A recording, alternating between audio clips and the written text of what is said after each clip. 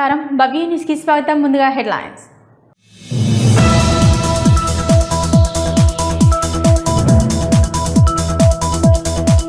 SLBC project పనులను తప్పక పూర్తి చేస్తామన్న సీఎం రేవంత్ రెడ్డి టన్నెల్లో 8 మంది మరణించడం చాలా బాధాకరమని వెల్లడి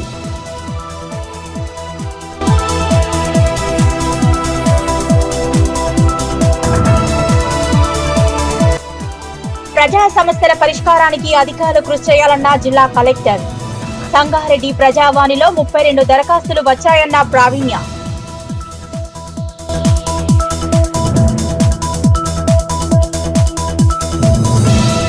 భద్రాద్రి కొత్తగూడెం జిల్లా పాల్వంచ ప్రభుత్వ జూనియర్ కళాశాలలో శ్యామల గోపాలన్ ఎడ్యుకేషన్ ఫౌండేషన్ ఆధ్వర్యంలో మధ్యాహ్న భోజన పథకం కార్యక్రమాన్ని ప్రారంభించిన కొత్తగూడెం శాసనసభ్యులు కూనంనేని సాంబశివరావు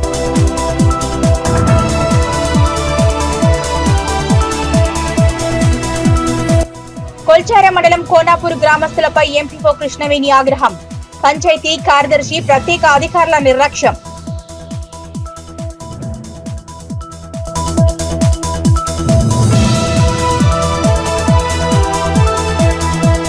సంగారెడ్డి జిల్లాలో ప్రజల సమస్యల పరిష్కారానికి అధికారులు కృషి చేయాలని జిల్లా కలెక్టర్ ప్రావీణ్య సూచించారు.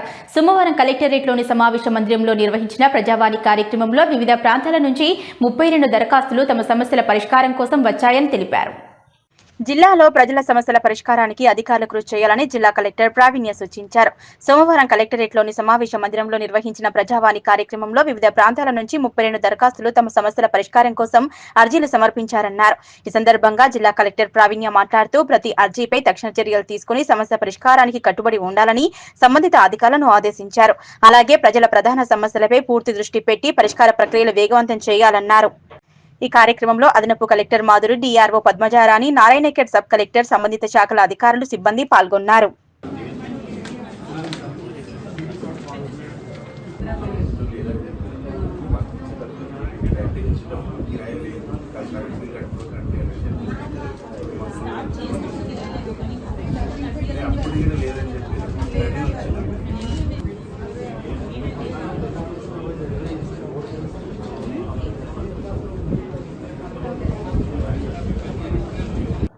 భద్రాద్రి కొత్తగూడెం జిల్లా పీనపాక నియోజకవర్గం మనుగురులో బీజేపీ పార్టీ కార్యాలయాన్ని కాంగ్రెస్ పార్టీ శ్రేణులు భారీగా ఫర్నిచర్ ధ్వంసం చేసి పెట్రోల్ పోసి నిప్పు అంటించారు.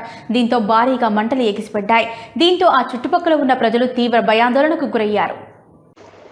భద్రాద్రి కొత్తగూడెం జిల్లా పీనపాక నియోజకవర్గం మనుగురులో బీఆర్ఎస్ పార్టీ కార్యాలయాన్ని కాంగ్రెస్ పార్టీ శ్రేణులు భారీగా వచ్చి ఫర్నిచర్ ధ్వంసం చేసిన అనంతరం పెట్రోల్ పోసి నిప్పు అంటించడంతో భారీగా మంటలు ఎగిసిపడ్డాయి. దీంతో ఆ చుట్టుపక్కల ఉన్న ప్రజలు తీవ్ర భయాందోళనకు గురై ఈ ఘటనకు పాల్పడిన వారిపై తీవ్ర ఆగ్రహం వ్యక్తం చేశారు. తగలబెట్టడం వల్ల చుట్టుపక్కల వారిని భయభ్రాంతులకు గురి చేయడమే కాకుండా ఏదైనా ఆస్తి ప్రాణ నష్టం జరిగి ఉంటే ఎవరు బాధ్యత వహిస్తారని, ఏ రాజకీయ పార్టీ అయినా మంచి పనులు చేయాలి కానీ ఇలాంటి పనులు చేసి ప్రజలను భయభ్రాంతులకు గురి చేయడం సరికాదని, చేతనైతే ప్రజా సమస్యలపై నిలదీసి అడిగి ప్రజలను సేవలు అందించాలి తప్ప ఇలాంటి ఘటనలకు పాల్పడటం మంచి పద్ధతి కాదని స్థానికులు వాపోయారు.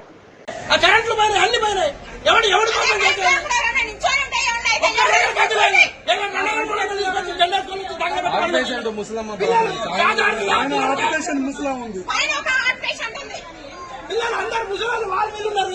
ఏదైనా పని చేస్తే నలుగురికి ఉపయోగపడదు కానీ మెడల్ లేకుండా పని చేయద్దు. ఎవరైనా సరే, అది ఏ పార్టీ వాడైనా సరే చేసేది ప్రజల కోసం. చేసేది ఇదే పద్ధతి. యాక్సిడెంట్ వస్తారు, దాన్ని చూడమను ముందు రోడ్డు బాగా చేస్తామని చెప్పు. ఇదే పార్టీని అత్యంత కాదు. యాక్సిడెంట్ వస్తారు జనాలు, రోజుకి ఎంతమంది వస్తారు. మాట్లాడాలి పిల్లలకి వీళ్ళ పరిస్థితి ఏంటి? అవి చేతలు చేతడం ఏదంటే సెంటర్ లో చేసుకోవాలా, చట్టం ఉంది, చట్టం ప్రకారం చేసుకోవాల్సింది మీరు. కానీ అనవసరంగా సెంటర్ లో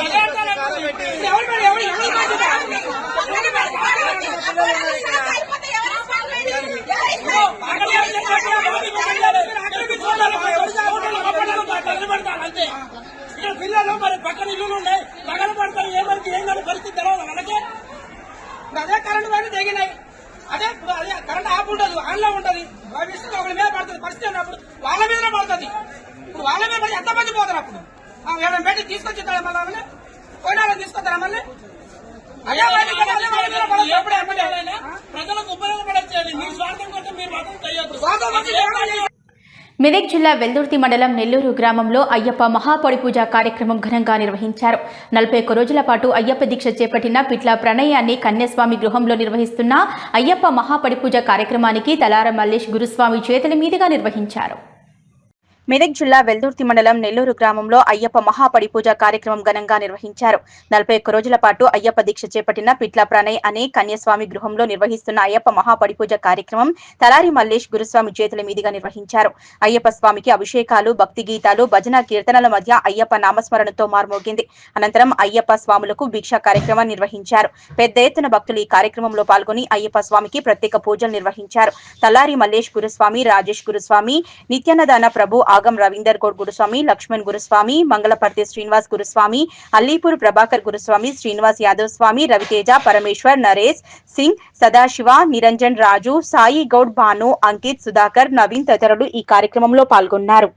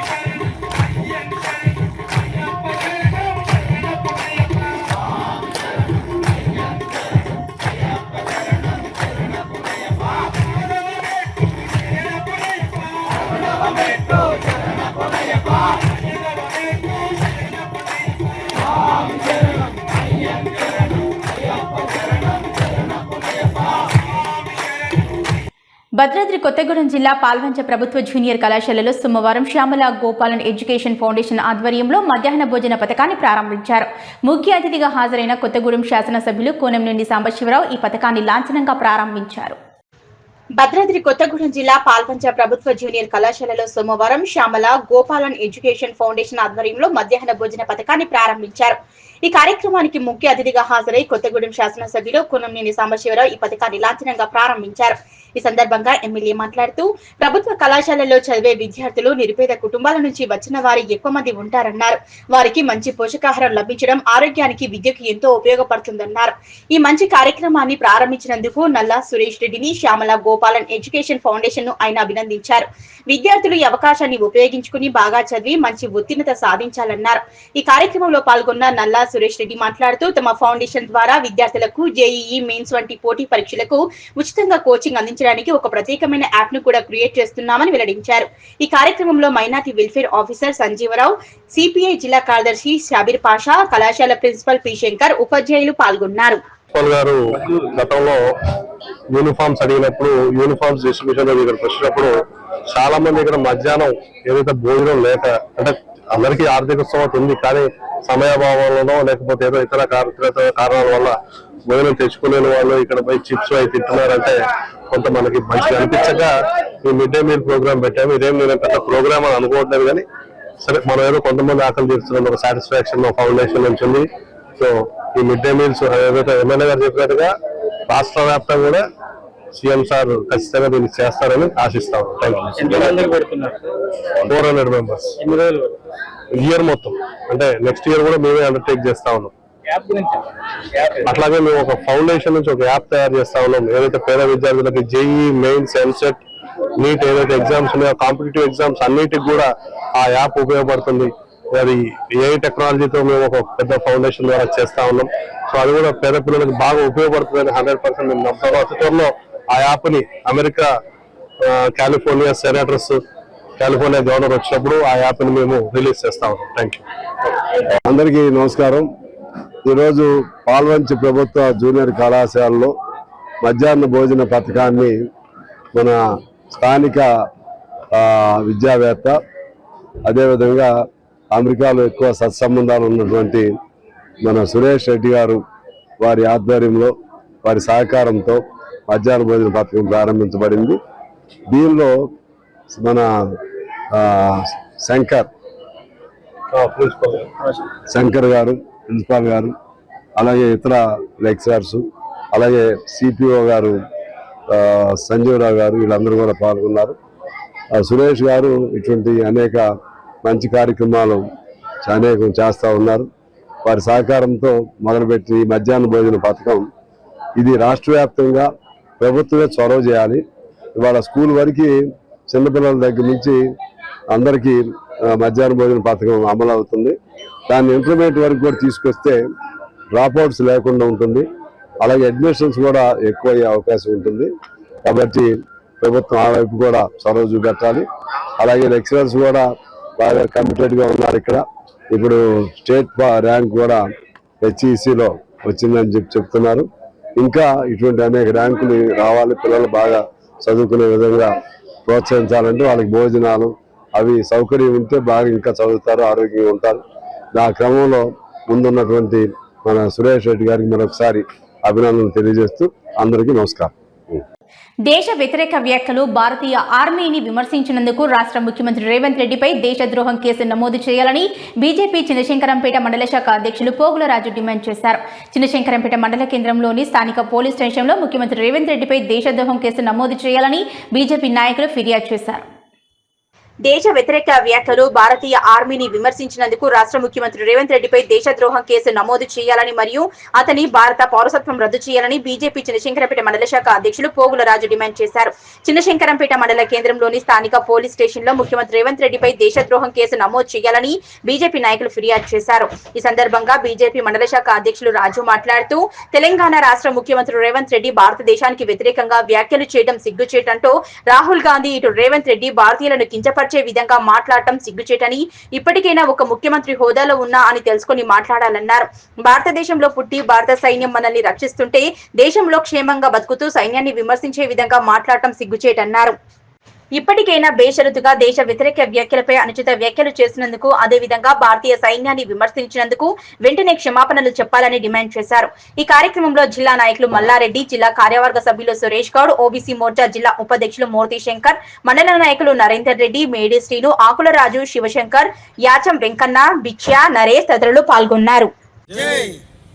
మొన్న జూబ్లీహిల్స్ ఉప ఎన్నికల ప్రచారంలో భాగంగా తెలంగాణ రాష్ట్ర ముఖ్యమంత్రి వర్యులు రేవంత్ రెడ్డి గారు భారత సైన్యానికి వ్యతిరేకంగా, భారతదేశానికి వ్యతిరేకంగా అనుచిత వ్యాఖ్యలు చేసిన ముఖ్యమంత్రి గారు సిగ్గుపడాలి.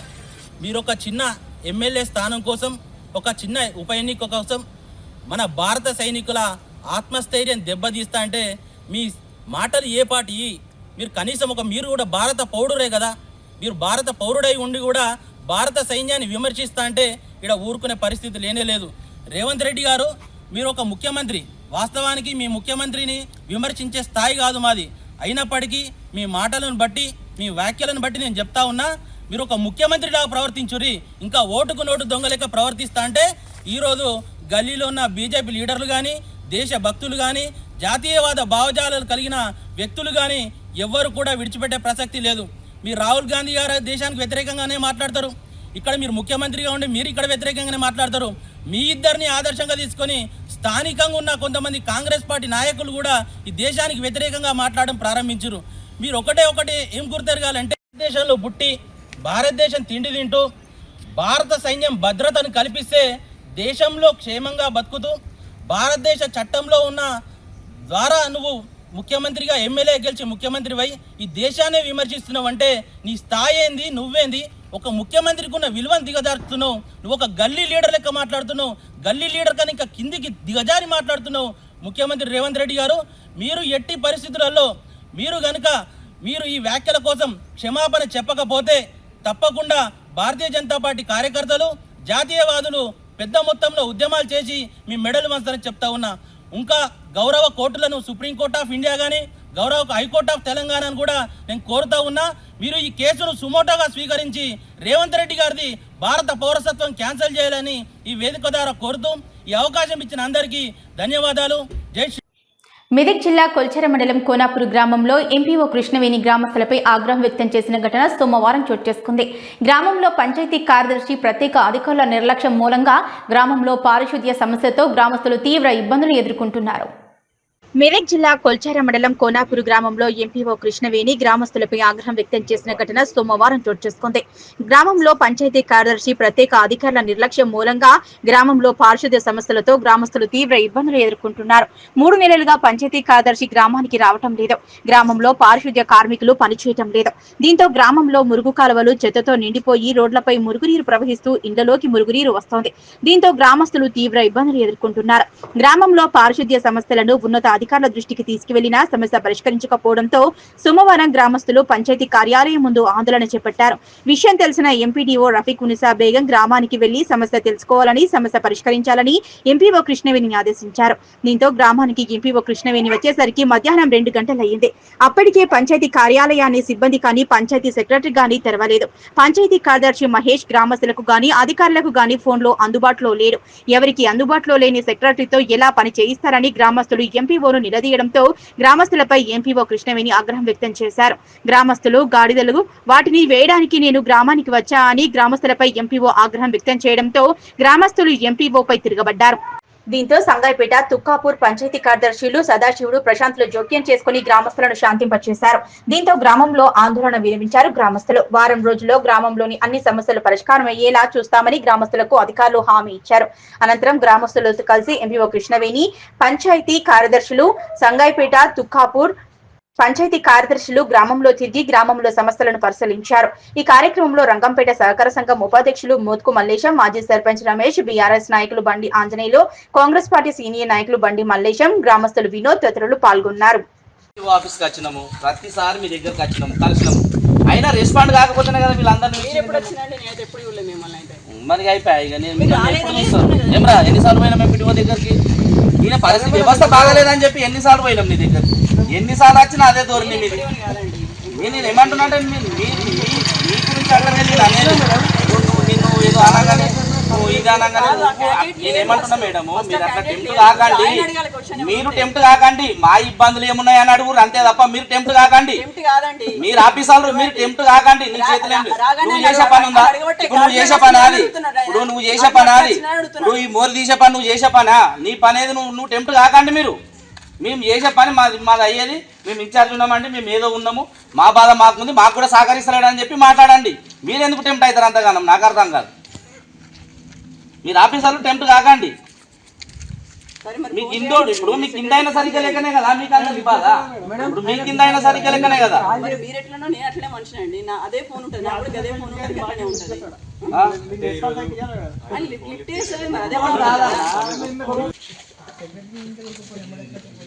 వేరే పంచాయతీ కార్యదర్శిని కోనాపూర్ గ్రామ పంచాయతీకి తీసుకుని వచ్చి, అలాగే ఇక్కడ వేరే వర్కర్స్ని కూడా మొబిలైజ్ చేయించి ఇక్కడ ఉన్న సమస్యలు ఏంటంటే ఇప్పుడు డ్రైన్స్ క్లీనింగ్ కానీ, బుషెస్ క్లీనింగ్ కానీ, ఇంకా కొంచెం ఇప్పుడు వాటర్ స్టాగ్నేషన్ ఏరియాలో కొంచెం బ్లీచింగ్ పౌడర్ చల్లించడం కానీ కొన్ని యాక్టివిటీస్ అయితే తీసుకుంటాం. ఆయన కొన్ని ఇన్ఛార్జ్ ఉండడం వల్ల ఆయన కూడా కొంత నిర్లక్ష్యం వహించాడు. ఎందుకంటే ఇదివరకు ఒక పైతర అండ్ వరిగుంతం 2 జీపులకి ఇన్ఛార్జ్ ఉండే. సో కొంచెం అతను కూడా కొంత ప్రాబ్లమ్స్ ఉన్నట్టున్నాయి.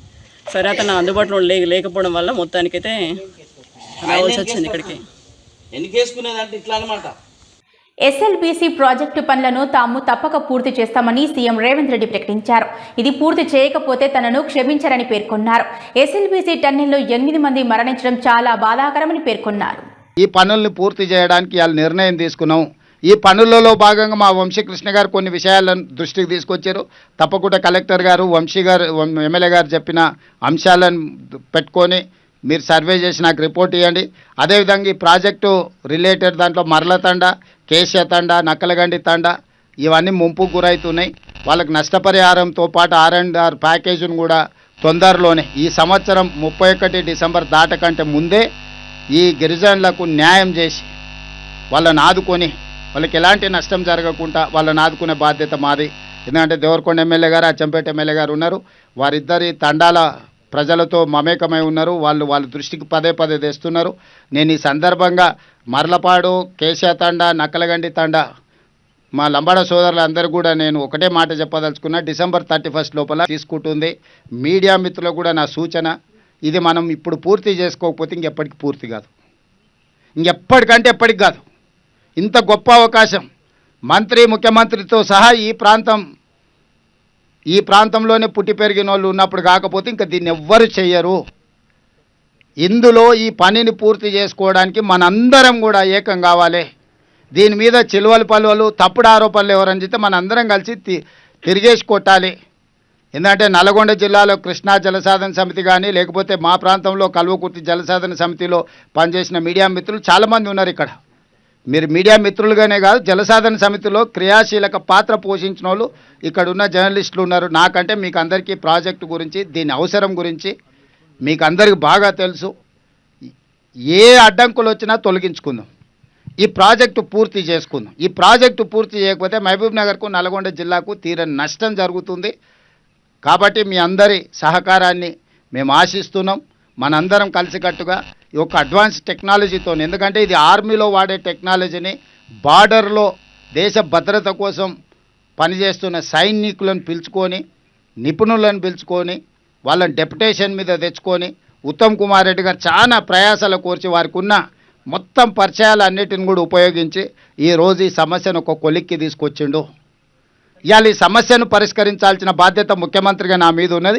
ఎలాంటి అనుమతులు కావాలన్నా దీనికి అవసరమైన నిధులను అన్నిటిని కూడా గ్రీన్ ఛానల్లో ఇస్తానని నేను చెప్పిన తప్పకుండా ఈ ప్రాజెక్టును పూర్తి చేయడానికి అన్ని రకాలుగా మా సహకారం ఉంటుంది. సర్వే కంప్లీట్ అయిన తర్వాత టన్నెల్ బోరింగ్ ఎలాంటి అడ్వాన్స్ టెక్నాలజీ ఎట్లా వర్క్ అవుతుంది? ఇప్పుడు ఆ వివరాలన్నీ కూడా టెక్నికల్ పర్సన్స్ ఉన్నారు. నేను చెప్పేదానికంటే వాళ్ళు అందుకే మీకు చెప్పిండ్రు. ఇప్పుడు టన్నెల్ బోర్ మిషన్ను పక్కన పెట్టి సేమ్ అంచనాలతోనే దాన్ని మొత్తం తీసేసి 11 మీటర్స్ డయా టన్నెల్ 9.8 కిలోమీటర్ల ఇది ఏదైతే ఉన్నదో అది కంప్లీట్ చేస్తాం.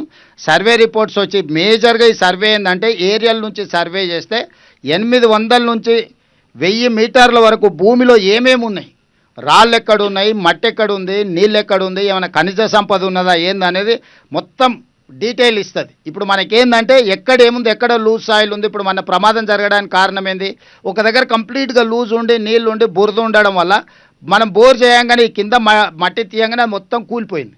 దాంతో టన్నెల్ బోర్ మిషన్ పాడవడమే కాబట్టి 8 ప్రాణాలు పోయినాయి. ఇప్పుడు ఎవ్రీ 2.5 మీటర్స్లో ఏమేమి ఉన్నదో కంప్లీట్గా ఇది డేటా ఇస్తుంది. ఈ ఎనాలిసిస్ చేసుకొని ఆ పరిస్థితులను బట్టి టన్నెల్ దొవ్వేటప్పుడు తీసుకోవాల్సిన జాగ్రత్తలన్నీ తీసుకుంటారు. అందుకోసమే ఇప్పుడు ఇది సర్వే చేస్తుంది. ప్రమాద సమయంలో ఏం జరుగుతుందో తనకు తెలియలేదని బస్ కండక్టర్ రాధా తెలిపారు. ప్రమాదాన్ని గ్రహించేలోపే కంకల లారీ బస్సును ఢీకొట్టినట్లు తెలిపారు. టిప్పర్ ఎదురుగుండా వేగంగా వస్తుందని బస్సును డ్రైవర్ గమనించి రోడ్డు కిందకు దింపినట్లు తెలిపారు.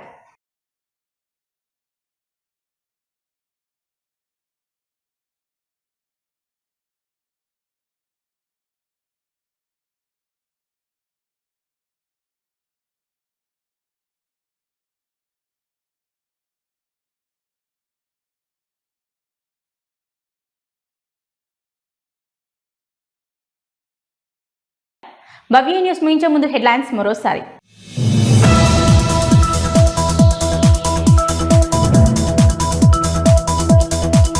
ఎస్ఎల్బీసీ ప్రాజెక్టు పనులను తప్పక పూర్తి చేస్తామన్న సీఎం రేవంత్ రెడ్డి. టన్నెల్లో 8 మంది మరణించడం చాలా బాధాకరమని వెల్లడి.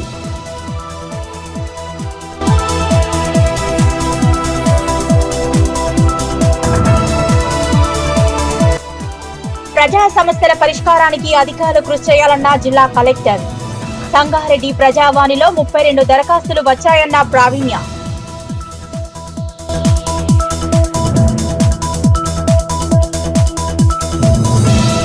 భద్రాద్రి కొత్తగూడెం జిల్లా పాల్వంచ ప్రభుత్వ జూనియర్ కళాశాలలో శ్యామల గోపాలన్ ఎడ్యుకేషన్ ఫౌండేషన్ ఆధ్వర్యంలో మధ్యాహ్న భోజన పథకం కార్యక్రమాన్ని ప్రారంభించిన కొత్తగూడెం శాసనసభ్యులు కూనంనేని సాంబశివరావు.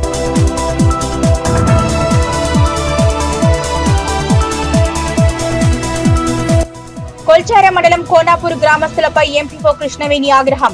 పంచాయతీ కార్యదర్శి ప్రత్యేక అధికారుల నిర్లక్ష్యం.